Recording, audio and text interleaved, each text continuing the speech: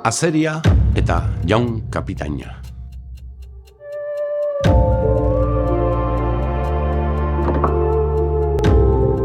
Alabazan edo ez bazan, entzun dadila naiz irratian.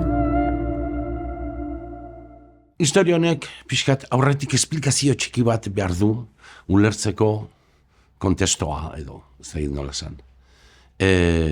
Iparraldeko Benafarroko historia bada, Meritzegarren mendekoa, edo bertan bildua. Eta garai hartan, jende anitz, joaten zen Ameriketa.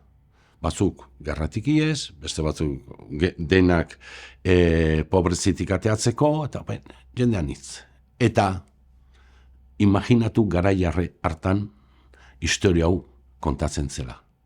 Eta espero dugu gaur egun ere. Eta historia honetan azeri bat dago. Eta azeria, imaginatu, azeriak zer egite dute, galdetu basarretarrei. Triskantzak, han eta men, oluak eta dena jaten, eta janaiko zaguna zen inguru hartan, eta beti zakurrak atzetik harrapatu zuten, eta bere bizitza bihurtu zen ja larrialdian. Ezin zuela ja gehiagiz egin, eta erabaki zuen, ospa egin behar zuela urrutira. Eta zer zegoen benetan urruti, Amerika, eta santzun, Ameriketa joanez. Eta bietu zen, eta aiatu zen hanportura, Baionan, Odenan Loitzunen, Oskalo, aiatu zen, eta barkoan sartzeko, jaun kapitaneari eskaztu zion, mesedez haber, zakurrak atzetik zituela, eta ja ezintzuela ies egin, edo ospa egin hartzuela Ameriketa. Eta aia, eraman gote zuen, bere barkuan. Eta jaun kapitainak esan zuen, bidaia garestia da, ez dakit lekurik izango dutan, baina ordaindu beharko dizkiazu, 20 txampon. 20 txampon. Bi ere ez ditut eta orduan bidaia, baina nara, esan zion azeriak.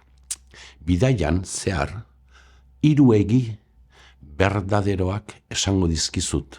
Eta jaun kapitaina. Kapitaina zen baina ere oso kuriosoa. Eta halako gauza bat esan da zegoen, segi izango dira. Eta zomo, tira, ongoi da. Igo zaitez, barkura. Eta laxe, zeria igo, eta abiatu ziren bidaian. Abiatu itxasuan, itxazabalean. Baina kapitaina urduri, ze azeriak ez zuen tutik esaten. Ez zuen ezer esaten. Isilik beti. Eta zera,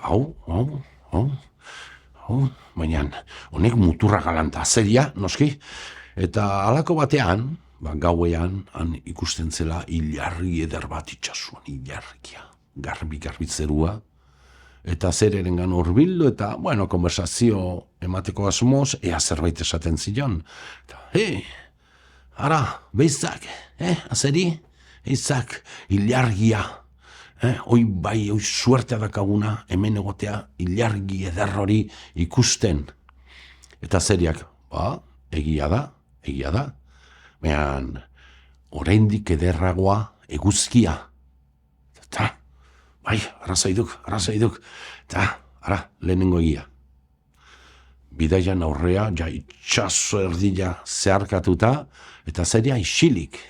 Eta kapitaina berriro, urduri, honik ez dik ezer zango. Joango nez, eta beste gauean, jarri zen bere ondoan, eta itxasoa ederra. Eta, ara, izak, zeria, ze zerua, ze izara dagoen hor. Ederra, alako izara hori, baina ederragoa egun argia. Arrazoia duk, bigarren egia. Eta Ameriketara heltzen aiziela, han ikusten zen Amerika lurra. Eta kapitaina, urduri, honik ez dit, ezer esango eta gainea libratuko da, lehorrera llegatzen. Eta orduan, berarengan horbildu, ara ikusten duzu, itxasua zeinen ederra, ze suertea daukagun itxazabal hori, ze Bai, itxasoa, ederra. Baina, are ederragoa, lehorra. Eta hau esan, bertan zuden, zeria, tita, salte egin zuen, eta Ameriketan zen, eta abietu zen. Eta horrela bihurtu zen, gure azeri euskalduna, amerikanoa. Eta han, izan zen, primeran, nahi aina oliasko eta denak zituen, sekulakoa, eta amerikano bihurtu zen, baina astu gabe, euskalduna. Eta ez bada hil, han jarrituko du, primeran bizitzen. Bueno, igual, azkeneko hauteskundak eta gero, bueltatzeko gogoarekin egongo da, gura zeria.